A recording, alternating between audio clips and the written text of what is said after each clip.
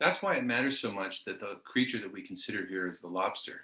If it's not okay for us to inflict pain and suffering on a garbage eating, cannibalistic, giant alien sea insect for our own gustatory pleasure, then how could we possibly be entitled to do so with any other living creature? So Wallace doesn't talk about other animals very much in this essay. He talks about them a little bit in the footnotes. But the idea, I think, is that if he can get you to consider the lobster, to think about its ethical status, to really think that this giant garbage eating cannibalistic alien sea insect has a kind of ethical status that prevents us from inflicting pain on it just for our own gustatory delight, then he can get you to consider the ethical status of any sentient creature. I think that's the idea. It's important to note here that although Wallace is philosophically trained and he could probably write a really stellar philosophical argument against the idea that we should eat animals, he doesn't do that, right? And that's because he chose another path.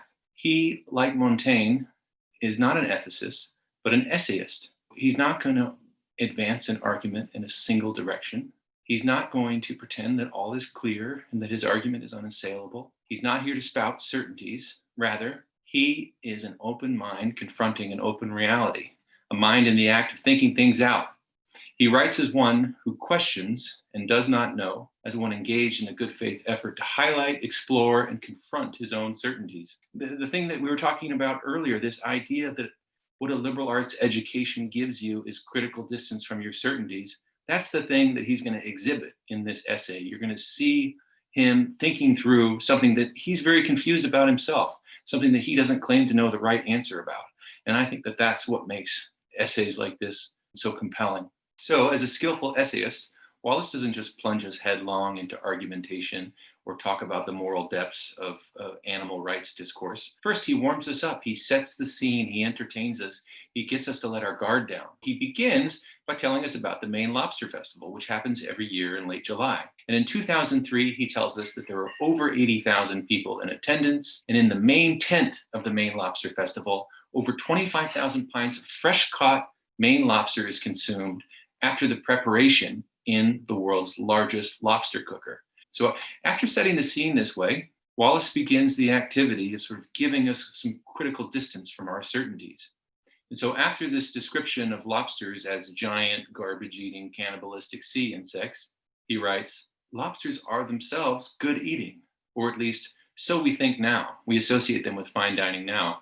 Up until sometime in the 1800s, though, lobster was literally low-class food, eaten only by the poor and the institutionalized.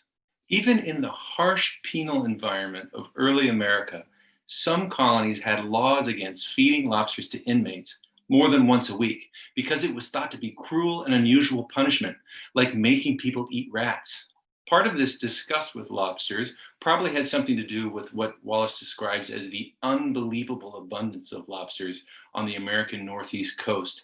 After big storms, thousands of lobsters would wash up on shore and their bodies would be ground up and used as fertilizer. Now, of course, Wallace writes, lobster is posh, a delicacy, only a step or two down from caviar.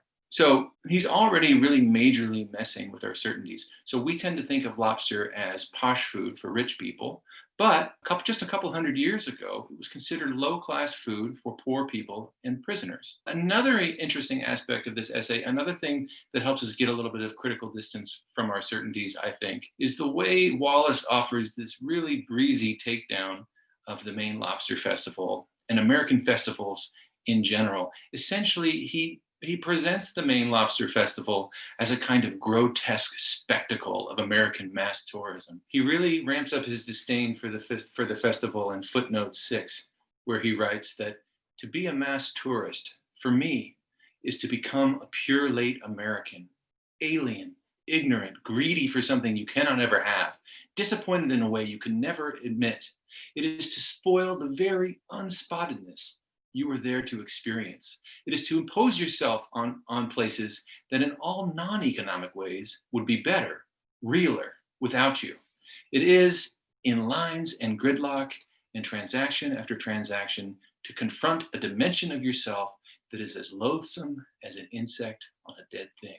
Notice how Wallace's description of the tourist here echoes the things that he said earlier about lobsters. So if we've been carried along by Wallace's words up to this point, when we think of the Maine Lobster Festival, We no longer think about a fun-loving festival where gourmets are sampling gustatory delights. Instead, we think about a swarm of alien insects on a dead thing, us, feasting on giant sea insects. So he's taking us, I think, very far afield from our conventional attitudes about these things. So the lobsters, he's really gotten us to see them as these kind of grotesque creatures, but then he turns it around and uses the exact same language to characterize us, we tourists at these kind of mass events, which I think is pretty great. And I think he does it in a funny way that, so it doesn't come off as insulting or harsh, but rather as very humorous. So at this point, we're about halfway through the essay when Wallace writes, "So then, here is a question that's all but unavoidable at the world's largest lobster cooker and may arise in kitchens across the United States. Is it all right to boil a sentient creature alive just for our own gustatory pleasure?" A related set of questions arise. Is the previous question irksomely PC or sentimental? What does all right even mean in this context? Is it all just a matter of individual choice?